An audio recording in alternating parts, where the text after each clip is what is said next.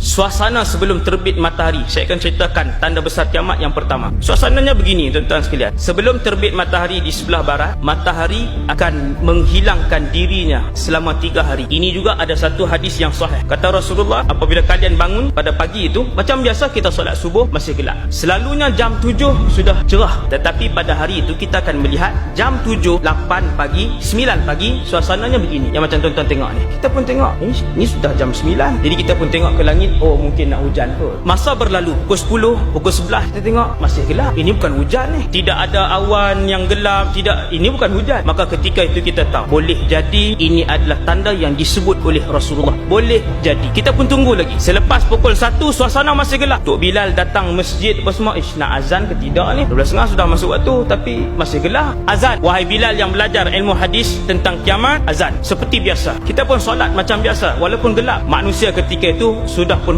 berkumpul di banyak tempat. Masing-masing tanya, ni apa yang berlaku ni? Masing-masing menunggu berita daripada TV dan sebagainya. Maka kita akan tengok dalam berita sebagainya, fenomena alam yang tiada huraian. Sekarang ini pun Allah sudah tunjukkan banyak fenomena alam yang tidak boleh dirungkai oleh sains dan ilmu. Kemudian tuan-tuan, kita pun akan tengok manusia sudah mula berbincang di masjid, orang dah mula riuh. Kita tunggu esok. Keesokan harinya, malam tu semua tidur, esokan harinya semua bangun. Hari kedua bila kita bangun, manusia semua pakat tengok jam 7, jam 8 suasana gelap seperti ini. Ketika itu yakinlah kita dengan hadis Nabi sallallahu alaihi wasallam bahawasanya dalam masa sehari ataupun 2 matahari akan terbit daripada sebelah sini. Apabila hari kedua kita pun tengok masih gelap sampai jam 10, sampai jam 11. Gelapnya adalah seperti gelap malam yang matahari tidak keluar. Gelap itu sama ada 2 atau 3 hari, bukan 3 hari confirm. 2 atau, sebab ada 2 pendapat, ada 2 hadis. Tuan-tuan, kita pun bangun pada hari yang keempat. Kalau kita ambil pendapat hadis yang mengatakan bahawa 3 hari gelap itu, kita pun bangun pada hari yang keempat. Seluruh manusia bangkit pada ketika itu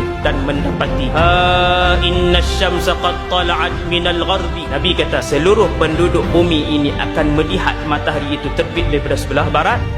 Apabila matahari terbit di sebelah barat, orang ramai akan menjerit. Itu dia, matahari sedang terbit di sebelah barat. Kata Rasulullah, semua beriman ketika itu. Seluruh penduduk bumi ketika itu beriman kepada Allah, bahawa mereka yakin inilah kuasa Allah. Dan ketika itu iman tidak lagi boleh diguna pakai, kerana apabila terbit matahari di sebelah barat, itu bermaksud Allah telah pun menutup pintu taubat selama-lamanya. Semua orang berlari ke kanan ke kiri, suasana jadi tidak terkawal. Ada yang balik ke rumah menyarungkan tudungnya baru menutup aurat. Ada yang berlari ke masjid terus mengambil wuduk dan terus solat, tetapi solat itu tidak boleh dipakai lagi. Yang bertaubat baru nak tutup aurat, ketika itu tutup auratnya tidak diterima lagi. Kata Rasulullah, ada yang sedang memerah susu kambing ataupun lembunya, dia meninggalkan perahan itu serta merta. Ada yang sedang meletakkan bata pada binaannya, dia meninggalkan letak bata itu serta merta. Ada yang ketika itu sedang berjual beli, dan ketika itu juga dia melepaskan duit dan barangnya. Kata Nabi, ini Nabi buat contoh. Mereka balik ke rumah mengambil emas masing-masing, mencari orang-orang miskin. Ketika itu berlari ke rumah orang miskin, lalu diletakkan di depan rumah orang miskin, diketuk pintu. Makcik ambillah semua emas ni, saya sedekah fisabilillah. Makcik itu kata, alangkah baiknya kalau sedekah ini semalam